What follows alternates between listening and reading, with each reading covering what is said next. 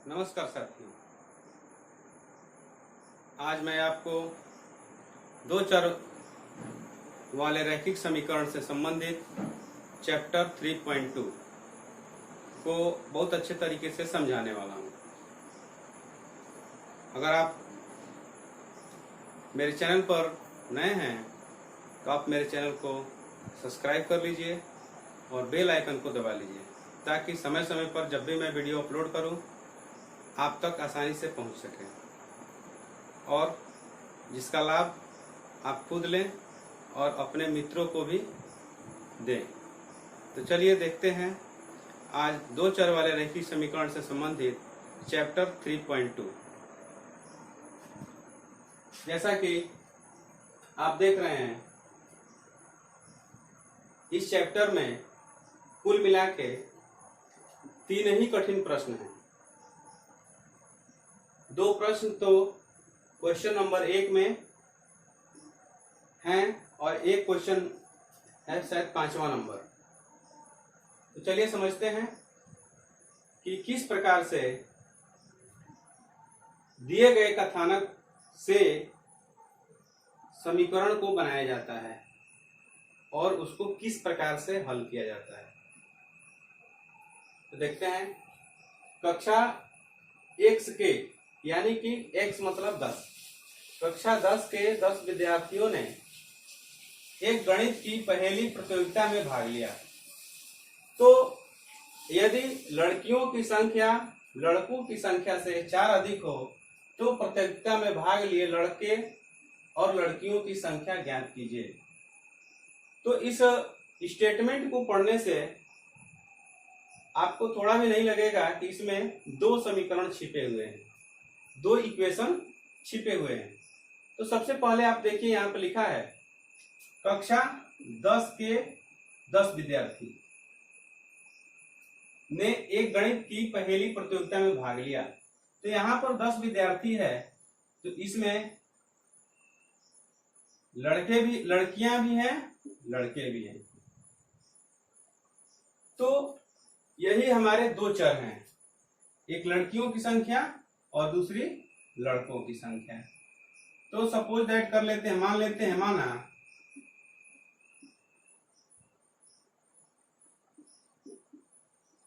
लड़कों की संख्या बराबर x तथा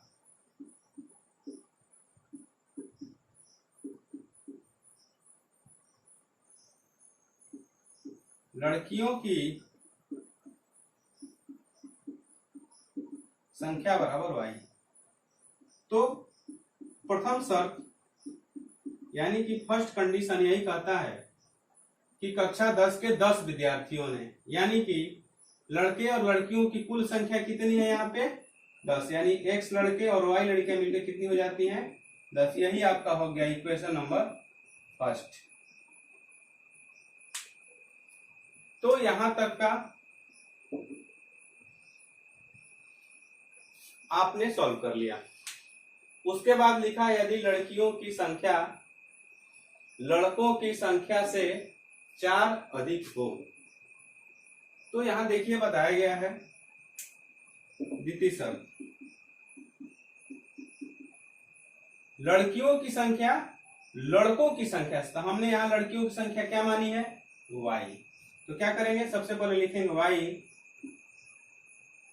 इक्वल टू लड़कों यानी कि लड़कों को क्या माने हैं x से कितनी अधिक है 4 अधिक है। यानी कि लड़कियों की संख्या और लड़कों संख्या को इक्वल टू करने के लिए लड़कों की संख्या में 4 जोड़ना पड़ेगा। यानी लड़कियों की संख्या है लड़कों की संख्या से कितनी अधिक है 4। तो इस इक्वेशन को सिंपल तरीके से बदल लेते हैं एक जैसे में। तो आप यहां पर देखेंगे या तो इसको लिख सकते हैं x + 4 = y, या x और y को इधर ले लीजिए तो -y और 4 को पक्षांतर कर दिया दूसरे साइड भेज दिए तो प्लस है तो इधर हो जाएगा -4। ये हो जाएगा इक्वेशन नंबर सेकंड। तो इस तरह से हमें इक्वेशन नंबर फर्स्ट और इक्वेशन नंबर सेकंड प्राप्त हो गया। तो छात्रों आप देखेंगे कि इस इक्वेशन को सॉल्व करना बहुत ही आसान है। आप इसको विलोपन विधि से हल कर सकते हैं। तो ये विलोपन विधि क्या है? ये विलोपन विधि वह विधि है जिसको कि आपने पिछली कक्षाओं में पढ़ा हुआ है और 10वीं क्लास में लगभग इन दोनों दो चर वाले समीकरण को हल करने की कम से कम 4 विधियां हैं। पहली विधि है ग्राफी विधि, उसके बाद है प्रतिस्थापन विधि,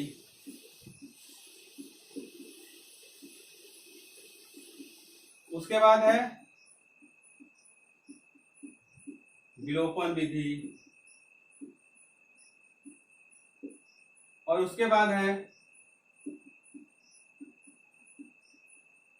ब्रज गुणन विधि। तो इस चैप्टर में सिर्फ ये बताया है कि ग्राफी विधि से हल कीजिए।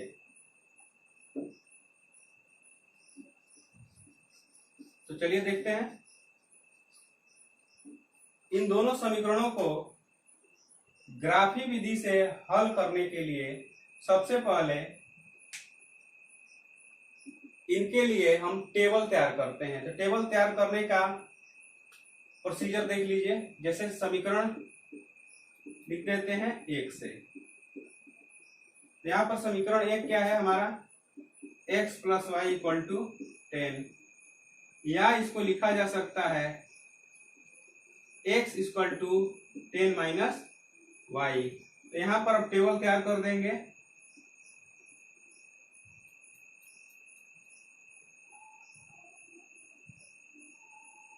ऊपर लिख देते हैं x, नीचे लिख देते हैं y। कम से कम 3 या अधिक से अधिक 4 भी इसको निकाला जाता है। सबसे पहले x का कोई वैल्यू रख लेते हैं या y का ही वैल्यू रख लेते हैं। तो देखिए, अगर आप यहाँ पर y बराबर लिख देते हैं 2, अगर यहाँ पर y बराबर 2 लेंगे तो x = कितना आएगा? 8। आप पूछेंगे सर कैसे?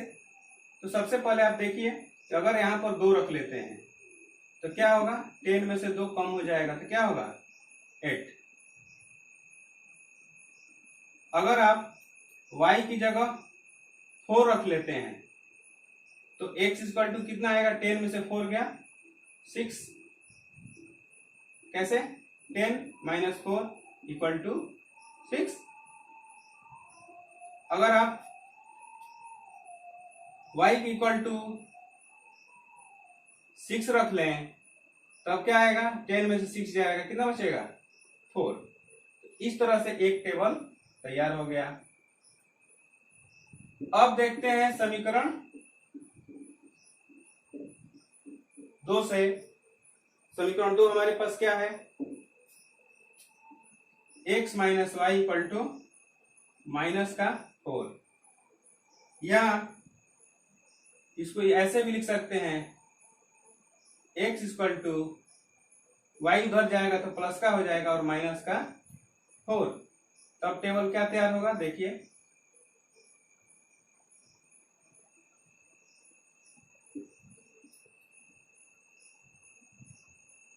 अगर यहाँ पर y बराबर आप क्या रखते हैं? 2 रखते हैं तो x बराबर क्या आएगा? 2 और ये -4। तो -4 में से 2 जाएगा, क्या बचेगा? -2। और अगर y बराबर 4 रख लेते हैं तो 4 में से 4 चला जाएगा, क्या बचेगा? 0। अगर y = 6 रख लेते हैं तो 6 - 4, तो यहाँ पे पॉजिटिव चिन्ह ज्यादा हो गई, यानी 6 में से 4 जाएगा, क्या बचेगा? 2। तो इस तरह से समीकरण 1 से हमें x y का वैल्यू पता हो गया और इसी प्रकार समीकरण 2 से भी x y का वैल्यू पता हो गया। अब देखते हैं कि इसको ग्राफी विधि से हल कैसे किया जाता है। वैसे ये पेपर में पूछता नहीं है कि ग्राफी विधि से हल कीजिए। सिंपल सा स्टेटमेंट देगा और उसके बाद पूछेगा एक्स वाई का वैल्यू निकाल दीजिए, या वर्तमान उम्र बता दीजिए, या 1 केजी के रूप में किसी फल या किसी मात्रा का वजन बता दीजिए, यही सब पूछता है। लेकिन ये ग्राफी विधि शायद ही पूछता है, तो इसके आने के चांस 5% है। लेकिन फिर भी जब चैप्टर में है तो इसको सीख लीजिए कैसे किया जाता है।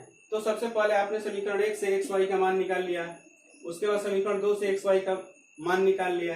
अब इसको हल कैसे किया जाता है ग्राफी विधि से देखिए। सबसे पहले क्या करेंगे, कार्तीय तल का निर्माण करेंगे। कार्तीय तल होता क्या है, आप देखे होंगे क्लास 9 में पढ़े होंगे कि 2 अक्ष होते हैं, एक होता है एक्स डैश अक्ष और दूसरा होता है वाई डैश अक्ष। बीच में जहां एक दूसरे को काटते हैं उसको कहते हैं मूल बिंदु। उसके बाद इन सभी लाइनों को एकांक दूरी में बांट लिया जाता है, यानी 1 2 3 4 5 6 7 8। इधर -1 -2 -3 -4 और -5। नीचे भी -1 -2 -3 -4 -5 -6। ऊपर प्लस का 1 प्लस का 2 3 4 5 6 7। ठीक है, सबसे ज्यादा प्लस का 8 है हमारे, तो 8 तक ले गए, बाकी उससे नीचे ही है, इसलिए हमने सब नीचे बनाया है। सबसे पहले इक्वेशन फर्स्ट को देखते हैं कि इस ग्राफ पे निरूपित कैसे किया जाता है ग्राफी विधि। तो ग्राफी विधि मैंने पहले बताया कि देता नहीं है, अगर वो देगा तो आपको एक ग्राफ पेपर क्वेश्चन पेपर के साथ अटैच मिलेगा, उस चीज पर आपको हल करना है। तो ये आप देखे होंगे ग्राफ पेपर जो ग्रीन कलर का आता है, जिसमें छोटी छोटी पतली पतली लाइनें होती हैं लगभग 1-1 सेंटीमीटर की, उसी पर इस रेखा चित्र को बनाया जाता है। तो सबसे पहले अब देखते हैं ऐसे हम रफली कि कैसे बनेगा। तो सबसे पहले यहाँ पर क्या है, एक्स 8 है, वाई कितना है 2 है, यानी एक्स लाइन पर यानी धनात्मक है, यानी कि मूल बिंदु से दाहिनी तरफ 8 तक जाएंगे और ऊपर की तरफ 8 है। तो यहाँ पर हमने लगभग डॉट डॉट बनाते हुए इस चीज को मैच कर लेंगे। तो यहाँ पर लगभग मिल रहा है, तो हम लिख देंगे एक्स और वाई का 8 2। उसके बाद एक्स तो कितना है 6 है और वाई कितना है 4, तो x यानी 6 और 4 मतलब y यहाँ पे है, तो हम कहाँ तक ले जाएंगे, ठीक, तो लिख देंगे 6 और 4। इसी प्रकार से x है 4 तो y है 6, यानी 4 यहाँ पे है और 6 यहाँ पे है। आप इसको फिर ऐसे मैच कर लीजिए, यहाँ पे हो जाएगा कैसे 6 और 4। इस तरह से ये आपकी क्या हो गई समीकरण 1। अब कैसे बनेगा, जो बिंदुएं हैं उनको हम क्या करेंगे, स्केल रख के मिला देंगे आगे तक, ठीक है, ये लाइन आगे तक जाएगी। और इस पर इक्वेशन को लिख लेते हैं। क्या है हमारे पास इक्वेशन, x + y = 10, ये हमारा इक्वेशन है। उसके बाद समीकरण 2 को देखते हैं कि इसको कैसे बनाएंगे। तो आप यहाँ पर देखिएगा x का है -2 तो y कितना है +2, यानी कि ये जो माइनस वाली बात होती है x अक्ष पर वो मूल बिंदु से बाएं तरफ, तो x कितना है -2 और y कितना है 2, यानी कि लगभग यहाँ पे। तो सबसे पहले x लिखते हैं, उसके बाद y लिखते हैं। उसके बाद देखिए क्या है 0 और 4, यानी x अक्ष पर 0 है और y अक्ष पर क्या है 4 है, यानी यहाँ पर आएगा 0 4, इसको लिख लिए। उसके बाद क्या है x अक्ष पर 2 और y अक्ष पर 6, यानी कि x अक्ष पर 2 पॉजिटिव और y अक्ष पर 6, यानी कि कहां पे आएगा आपका लगभग यहाँ पे लिख देते हैं 2 और 6। और इस चीज को क्या करेंगे, इस लाइन को भी ऐसे मिलाते हुए आगे की तरफ बढ़ा देंगे, ठीक है, तो यह जो लाइन है एक दूसरे को किसी बिंदु पर काट रहा है। ठीक, तो इस सबसे पहले इस समीकरण का नाम लिख लेते हैं इस पे, यानी कि x minus y equal to -4। अब जब यह तैयार हो गया, यानी कि एक पॉइंट यहां पर कट जा रहा है, तो इस प्रकार से अगर आप हल करना चाहेंगे कि लड़कियों और लड़कों की संख्या कितनी कितनी है, तो सबसे पहले अगर हम माने हैं जैसे कि x लड़के और y लड़कियां, यानी x अक्ष पर जो भी जिस लाइन पर होगा लगभग यहां पर देखिए 3 पर आ रहा है। ठीक, और y अक्ष जो है कहां पे जा रहा है 7 पे, यानी कि इसके अगर निर्देशांक यानी जो बिंदुएं हैं अंकित करेंगे तो आएगा 3 और 7। तो कभी भी आप देखिएगा कि जो निर्देशांक लिखे गए होते हैं, यानी पहला चीज x होता है, दूसरा क्या होता है y, यानी हम माने थे लड़कों की संख्या 3 है और लड़कियों की संख्या 7 है। तो आप क्वेश्चन में कहा भी है कि लड़कियों की जो संख्या है लड़कों की संख्या से कितनी अधिक है, 4। तो ऐसे भी देख लीजिए, लड़के 3 हैं और 4 अधिक लड़कियां, यानी कि 3 में 4 जोड़ने पर क्या हो जाता है 7। तो इस तरह से ये हमारा जो प्रश्न था ग्राफी विधि से हल हो चुका है। अब इस विधि को कई बार करने पर आपको समझ में आएगा। एक चीज में ये जो 3 और 7 आया है, इसको जो आप इससे पहले पढ़े होंगे उस विधि से भी करके देख लेते हैं कि हमारा आंसर सही है या गलत। तो आप देखिए इक्वेशन नंबर फर्स्ट यहाँ पर है, इसको मिटा देते हैं।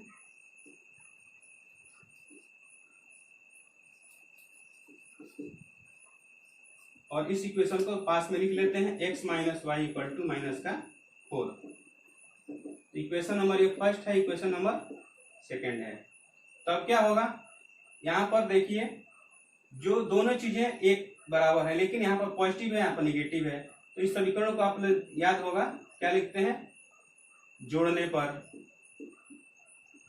पर कोई सिंबल चेंज नहीं करना पड़ता, क्योंकि दो अलग अलग सिंबल्स हैं इसलिए कट गए। अब x कितना होगा 2x होगा, और 10 और प्लस 10 में से -4 चला गया, क्या बचेगा 6। तो x equal to 6/2, x equal to कितना आया 3। देखिए यहां भी क्या आया था 3। अब क्या करेंगे, x का मान समीकरण 1 में रखने पर, यानी एक हमारे पास समीकरण कितना है x प्लस वाई बराबर 10, यानी x बराबर 3 रख दें अगर, तो y इक्वल टू कितना होगा 10 होगा।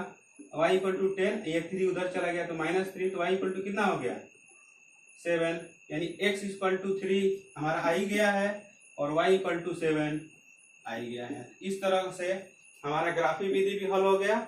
और ये साधारण विधि जिसको कि मुख्यतः सामान्य भाषा में हम इसको कहते हैं विलोपन विधि। तो ये यहां पर हमने इसको क्या किया, सिर्फ जांचा था कि हमारा जो ग्राफी विधि सही है या नहीं। तो चलिए देखते हैं क्वेश्चन नंबर 1 का सेकंड प्रश्न।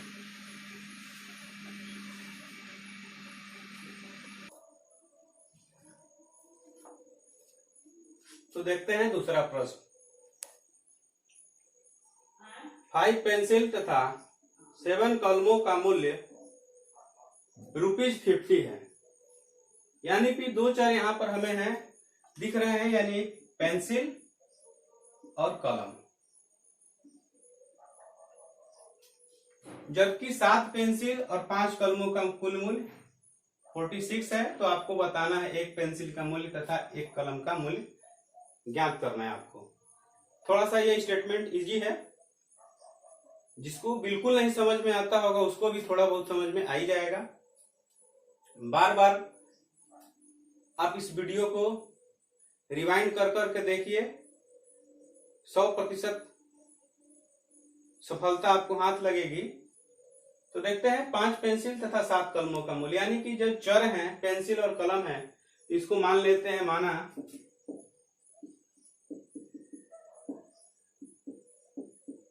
एक पेंसिल का मूल्य इक्वल टू एक्स रुपीज तथा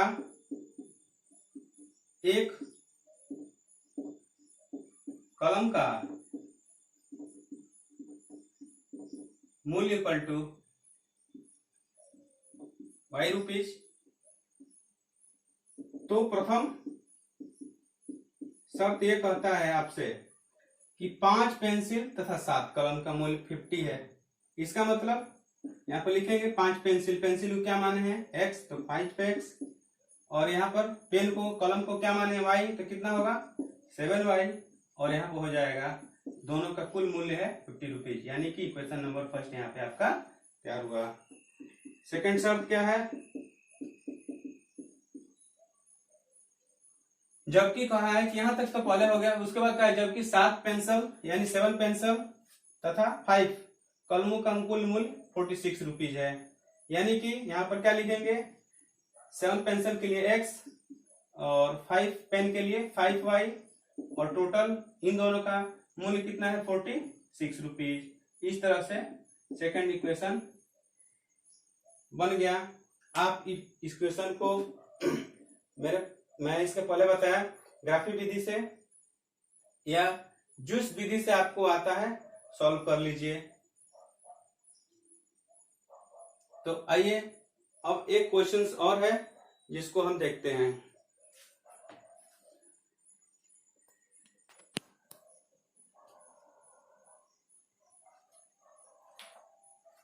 छात्रों देखते हैं, इस चैप्टर में एक क्वेश्चन ये है जो आपको कठिन लग रहा होगा, बाकी सारे क्वेश्चंस इजी हैं। उसमें सिर्फ दूसरे तीसरे चौथे क्वेश्चन में पूछा गया है कि कौन सी दो चर जो समीकरण हैं एक दूसरे को प्रतिच्छेद करेंगे, समानांतर हैं, या एक ही लाइन पर दोनों समीकरण बनेंगे। ये सारे क्वेश्चन पूछे गए हैं। एक क्वेश्चन में पूछा गया संगत है या असंगत है। ये सारी बातें आसान हैं। अगर आपको फिर भी नहीं समझ में आएगी आप तो हमें कमेंट करिए, मैं अगले वीडियो में उस चीज को अच्छे से बता दूंगा।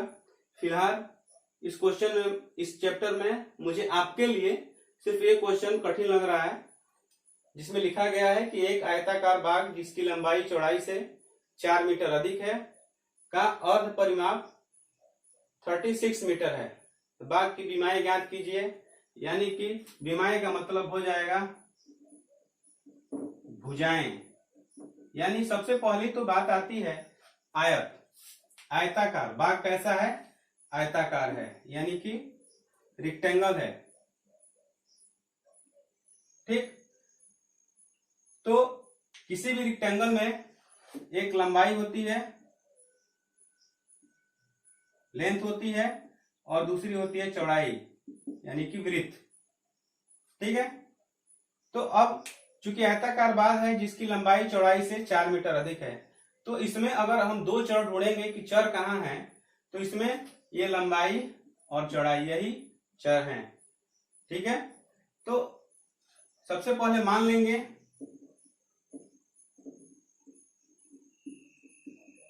माना आयताकार बाग की चौड़ाई इक्वल टू x मीटर,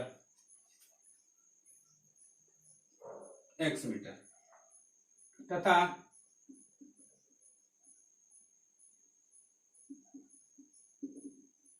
आयताकार बाग की लंबाई बराबर। ठीक है,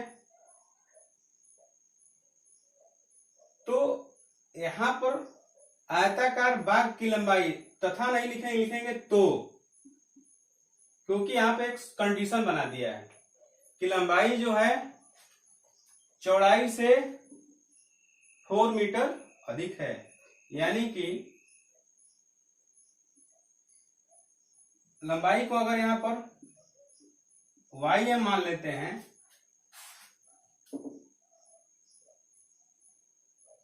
तथा ही रहने दें, तो प्रथम शर्त यहां पर यह बनता है कि ये जो लंबाई है यानी कि y जो है वह चौड़ाई से यानी x से कितनी अधिक है, 4 मीटर। ठीक, तो यहां पर इक्वेशन बन जाएगा x plus 4 equal to y, यानी सीधा कर लेते हैं या करके x minus y equal to minus का 4, इक्वेशन नंबर फर्स्ट। क्या कह रहा है कि लंबाई चौड़ाई से 4 मीटर अधिक है, यानी कि हमने चौड़ाई मानी है x और लंबाई मानी है y। तो लंबाई कितनी है, चौड़ाई से 4 मीटर अधिक है। तो इस इक्वेशन को थोड़ा सा सीधा कर लिए, यानी x प्लस 4 को बिल्कुल इधर पूरा उठा के और y को फिर उधर, और उसके बाद चर राशियों को एक तरफ, तो x अपनी जगह पर, y को पक्षांतर किए तो धनात्मक था तो ऋणात्मक, और फिर अचर राशियों को एक तरफ किए, यानी कि 4 यहाँ पर था तो उधर गया तो माइनस का 4। इस तरीके से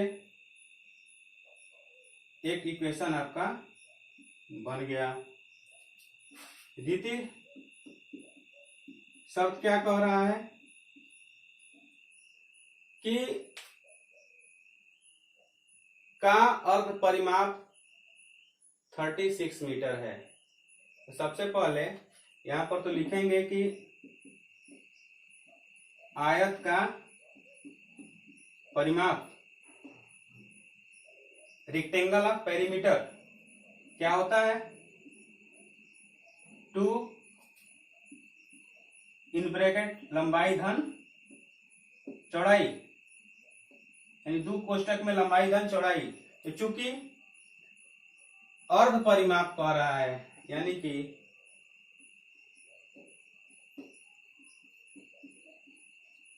सिर्फ अर्ध परिमाप कह रहा है, तो यहाँ पे क्या करेंगे, लंबाई प्लस चौड़ाई। अब कितना दिया है, 36।